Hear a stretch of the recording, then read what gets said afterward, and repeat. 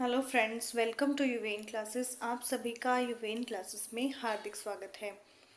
History की class हमारी चल रही थी जिसमें हम चौहान वंश को पढ़ रहे थे। राजस्थान के इतिहास में हम चौहान वंश को पढ़ रहे थे, जिसमें हमने अजमेर के चौहान और रणथंभौर के चौहान के बारे में पढ़ लिया था।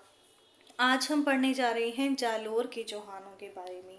तो जालोर के चौहानों का सबसे पहला जो प्रश्न बनता है कि संस्थापक कौन है। ठीक है, इनके संस्थापक कौन हैं? संस्थापक हैं इनके कीर्तिपाल चौहान। ठीक है, कीर्तिपाल चौहान। और शाखा कौन सी है इनकी?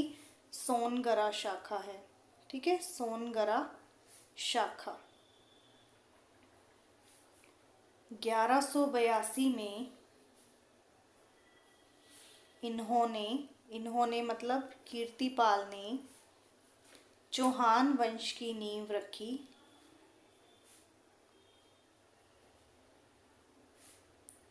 कहाँ पे? जालोर में रखी। ठीक है, जालोर में रखी। ठीक है, एक क्वेश्चन बनता है कि कौन से शिलालेख के अनुसार जालोर का नाम जाबालीपुर मिलता है? तो वो बिजोलिया शिलालेख है जिसके अनुसार जालोर का जो नाम है वो जाबालीपुर मिलता है।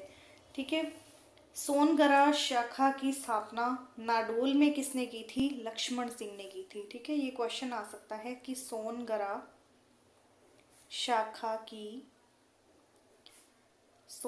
शाखा की स्थापना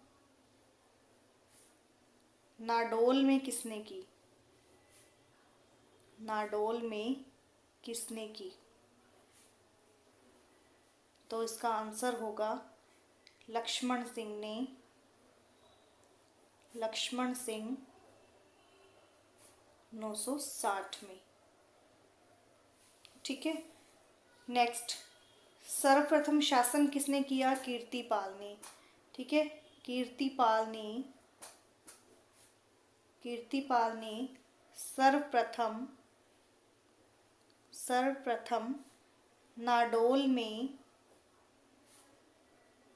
शासन किया। ठीक है, सर्वप्रथम किसने? कीर्तिपाल ने नाडोल में शासन किया। ठीक है, इसने क्या किया था? कीर्तिपाल ने चित्तौड़ के शासक, ठीक है, चित्तौड़ के शासक सामंत सिंह पर 1172 में आक्रमण कर दिया।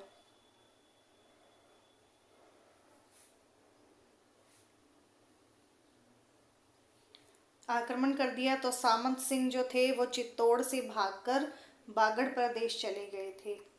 क्लियर? और वहां पे जाके इन्होंने गुहिल वंश की स्थापना कर देते हैं ये सामंत सिंह। क्लियर? लिख लेते हैं हम। सामंत सिंह चित्तौड़ से भागकर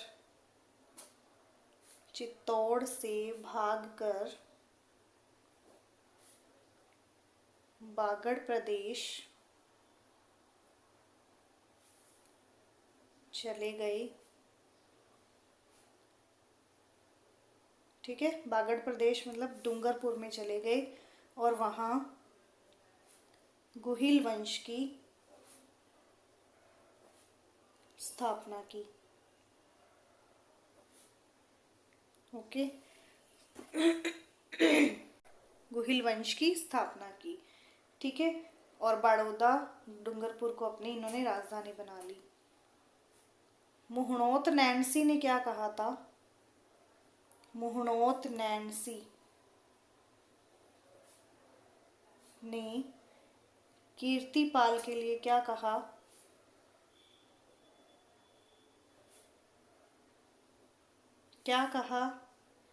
कि तू एक महान शासक कहा था कीर्तिपाल को।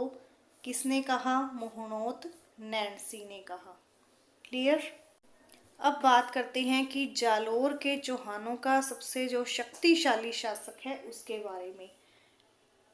जालोर के चौहानों का जालोर के चौहानों का शक्तिशाली शासक कौन है? कान्हड़देव चौहान। कान्हड़देव चौहान। इनका क्या है? शासक समय 1296 से 1311। इनकी पत्नी का नाम क्या है? कान्हड़देव चौहान की पत्नी का नाम जेतल दे। पुत्र है इनका बीरमदेव।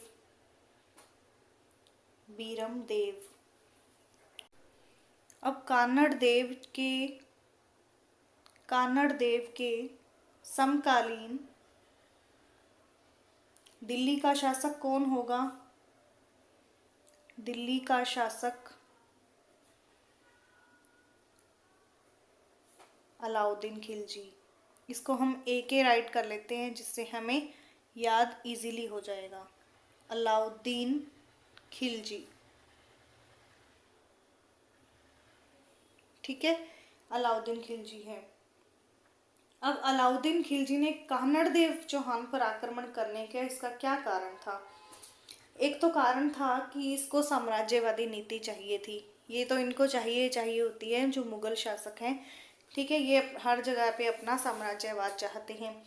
एक तो सबसे बड़ा कारण इनका यही है। दूसरा क्या है कि जब सोमनाथ मंदिर से अलाउद्दीन खिलजी की सेना लूटपाट करके दिल्ली लौट रही थी, तब जो कान्हड़देव है उसके सेनापति जैता व देवड़ा ने, ठीक है, कान्हड़देव को खबर कर दी कि ये चुराई हुई मूर्तियां लेकर दिल्ली जा रहे हैं और दिल्ली में इन मूर्तियों को अपमानित करने वाले हैं। तो इस कारण उसको गुस्सा आ जाता है कि मेरी सेना को क्यों रोका गया, और कान्हड़देव ने अलाउद्दीन खिलजी की सेना से मूर्तियां छीनकर जालोर के सिराना नामक स्थान पर स्थापित करवा दी।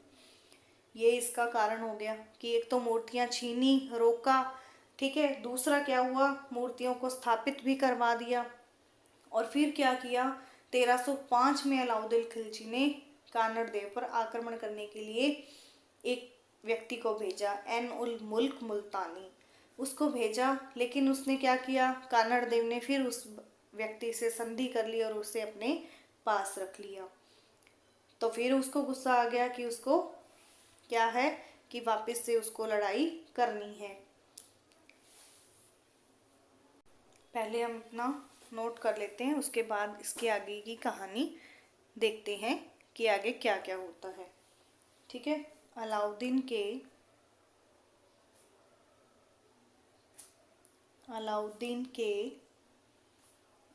कान्हड़देव पर आक्रमण करने के कारण।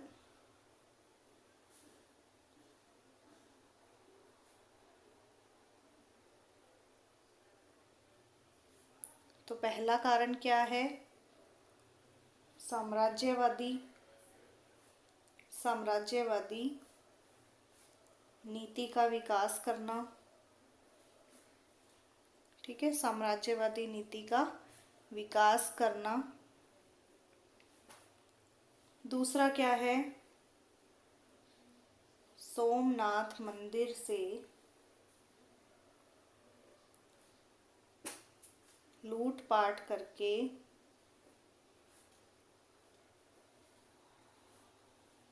अलाउद्दीन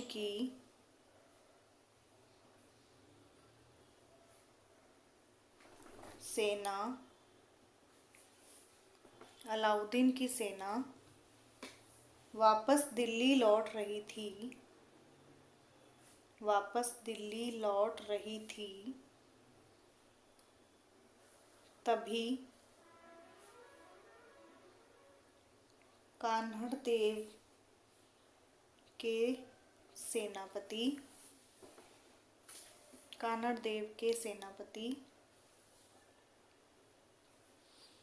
जैता व देवड़ा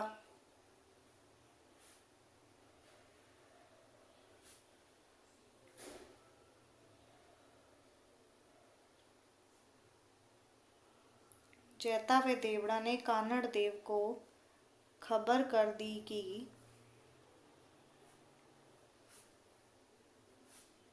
मंदिर से चुराई मूर्तियों को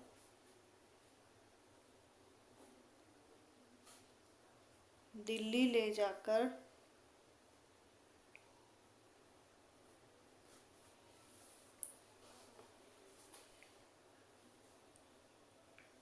अपमानित किया जाना है। ठीक है, उन्होंने क्या कर दिया, कान्हड़ देव को बता दिया कि ये जो अलाउद्दीन की सेना है ये सोमनाथ मंदिर से मूर्तियां चुराकर इनको अपमानित करने वाली हैं दिल्ली में ले जाकर। कान्हड़ देव ने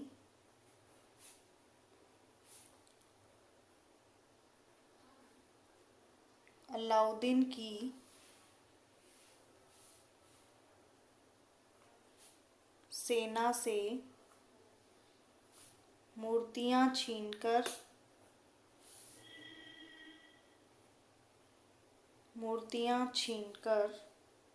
जालौर के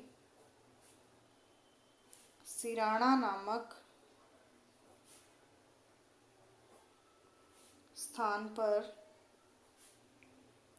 स्थापित करवा दी।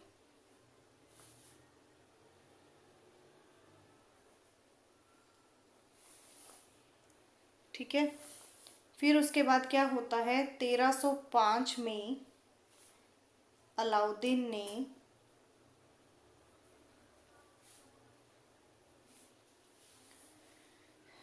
कान्हड़ देव पर आक्रमण करने के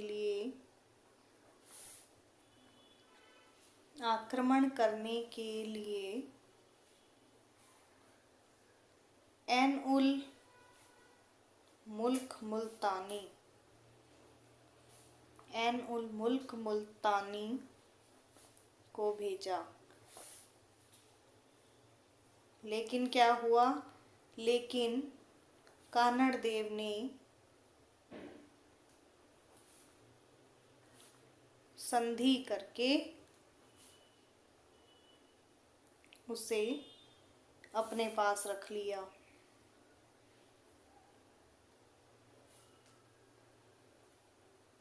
अब कान्हड़ देव उसे अपने पास रख लेता है ना। अब क्या होता है, अलाउद्दीन को और भी ज्यादा बुरा लगता है। अब क्या होता है, मोहनोत नैन्सी के अनुसार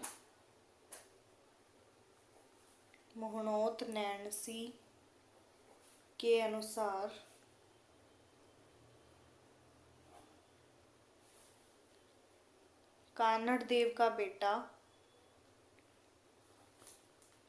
देव का जो पुत्र है बीरम देव अलाउद्दीन के दरबार में जाता है।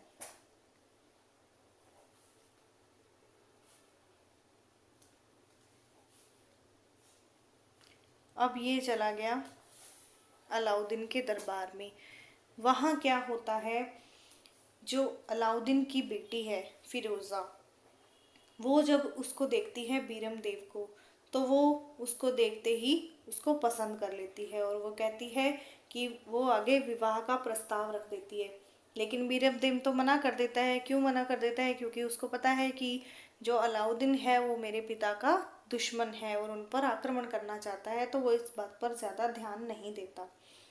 अब अलाउद्दीन को जब पता लगता है कि फिरोज़ा को वो पसंद है, तो वो उसको सीधा कहता है कि तुझे हार चाहिए या तलवार, दोनों आपकी मर्जी है।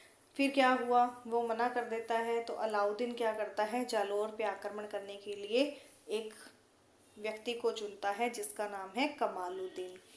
ठीक है, ये जालौर के दुर्ग में जाता है। अब जालौर की कुंजी जो है वो सिवाना दुर्ग है। ठीक है, जालौर की कुंजी कौन सी है, जालौर का ताला जिसको कहा जाता है वो सिवाना दुर्ग है। अगर जालौर को जीतना है तो पहले सिवाना दुर्ग को जीतना पड़ेगा। सिवाना दुर्ग कहाँ है, बाड़मेर में है। ठीक है, जालौर को जीतना है तो पहले सिवाना को जीतना पड़ेगा। अब पहले हम इतना नोट कर लेते हैं।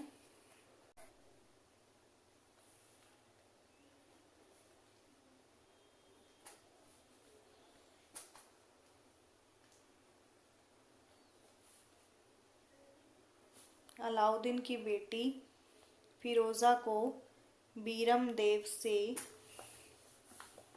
प्रेम हो गया। ठीक है, प्रेम हो गया। ठीक है, वह विवाह का प्रस्ताव रखती है।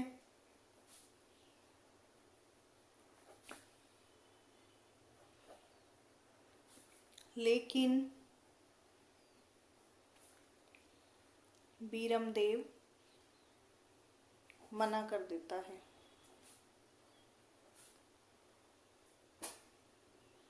अब एक ये कारण भी हो गया उस पर आक्रमण करने का। अब अलाउद्दीन ने जालोर पर आक्रमण के लिए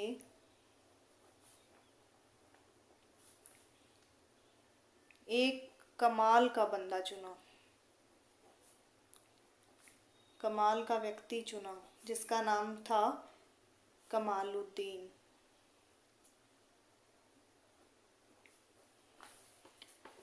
अब इम्पॉर्टेंट क्वेश्चन क्या है कि जालोर की कुंजी क्या है? जालोर की कुंजी है सिवाना दुर्ग।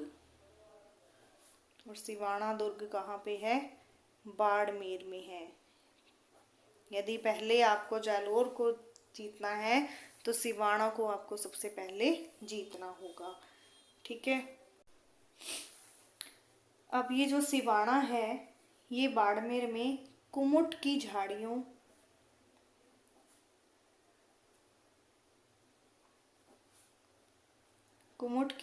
में है। ठीक है, इसे गोरान का दुर्ग या कुमुटिया दुर्ग भी कहते हैं। ठीक है, कुमुटिया दुर्ग भी कहते हैं सिवाना को। क्लियर? इसके बाद अब आ गया यहाँ पे हमारा सिवाना। ये सिवाना का दुर्ग है। यहाँ पे शासक कौन था? शीतलदेव चौहान। शीतलदेव चौहान। इसकी रानी थी मेणा दे। सेनापति, ये इनको खराब कर देता है इनका सेनापति भांवला पवार।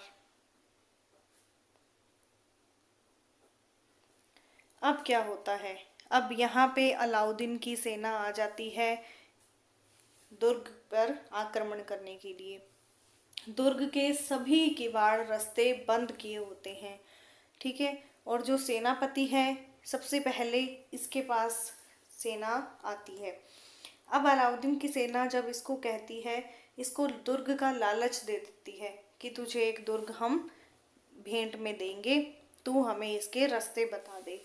अब इसने क्या किया? रास्ते क्या बताने थे? इसने क्या किया कि जो अंदर कुंड था मामा देव कुंड, जिसमें पीने का पानी था, उसमें इसने गौ रक्त मिलवा दिया। गौ रक्त मिलवा दिया तो दुर्ग के द्वार खोलने ही पड़े। इस कारण से दुर्ग के द्वार खुल गए, जिससे कि अलाउद्दीन की सेना दुर्ग में प्रवेश करने लायक हो गई। फिर यहाँ पे होता है साका। 1308 में अलाउद्दीन की सेना ने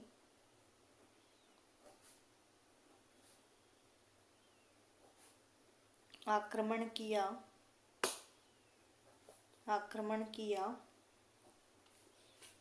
उन्होंने कूटनीति अपनाई।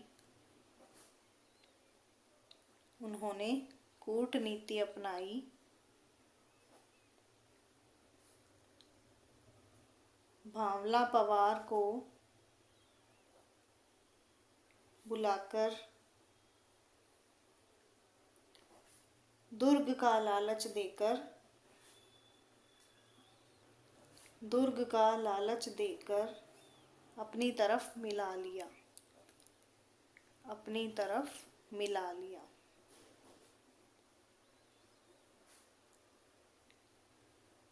भांवला अंदर गया, मामा देव कुंड में गोरक्त मिलवा दिया, गोरक्त मिलवा दिया। फिर दुर्ग के रास्ते खोलने ही पड़े। ठीक है, दुर्ग के रास्ते खोलने ही पड़े। अब हो गया जी अटैक। अटैक के क्या परिणाम हुए? यहाँ क्या हुआ? सिवाना का प्रथम साका 1308 में। ठीक है, केसरिया किया किसने? शीतल देव ने। जौहर क्या किया? किसने किया? मेणा दे ने। ठीक है, भांवला जिसको पागल बनाया था उसकी भी हत्या कर दी।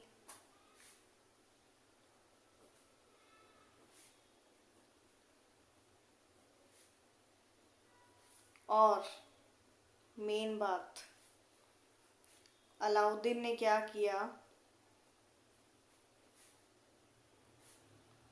इस दुर्ग को जीतकर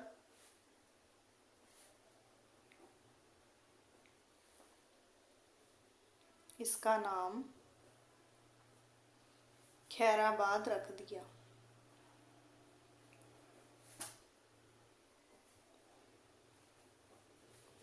ठीक है, ठीक है, सिवाना दुर्ग जो था उसको जीतकर इसने उसका नाम खैराबाद रख दिया। यहाँ पे साका होता है, केसरिया करती है शीतल देव और जौहर करती है मेणा देव, और अलाउद्दीन ने इसका नाम रख दिया खैराबाद।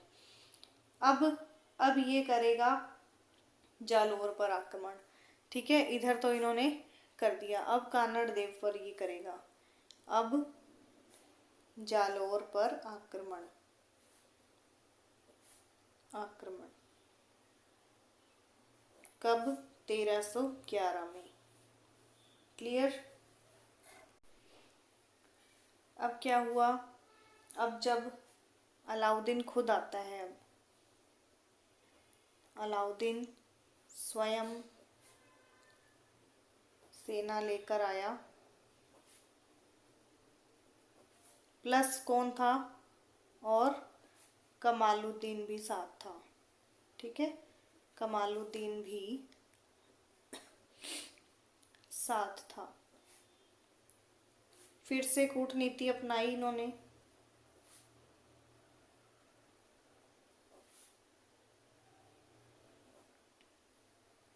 और कानड़ का सेनापति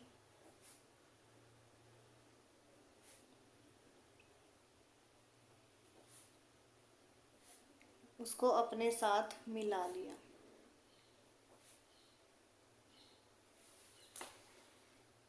ठीक है, उसको भी अपने साथ इन्होंने मिला लिया। अब फिर यहाँ क्या होता है? फिर यहाँ साका होता है। कानड़ देव ने क्या किया? केसरिया।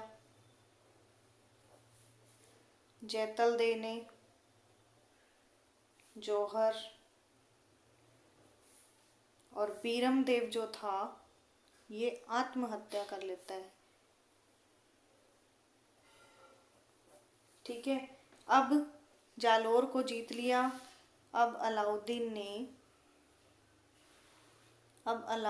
ने जालोर को जीतकर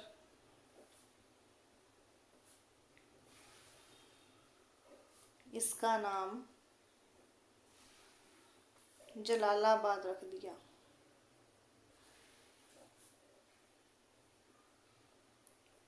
फिर एक लाइन यहाँ कही गई थी कि राई के भाव रातों रात चले गए। ठीक है, अब क्या हुआ, जो कानड़ देव का छोटा भाई था मूंछाला मालदेव चौहान, वो अलाउद्दीन के साथ दिल्ली चला जाता है, वहीं पे वो उनके साथ मिल जाता है। क्लियर। यहाँ पे जो जालोर के चौहान हैं इनका शासन समाप्त हो जाता है। यहीं पे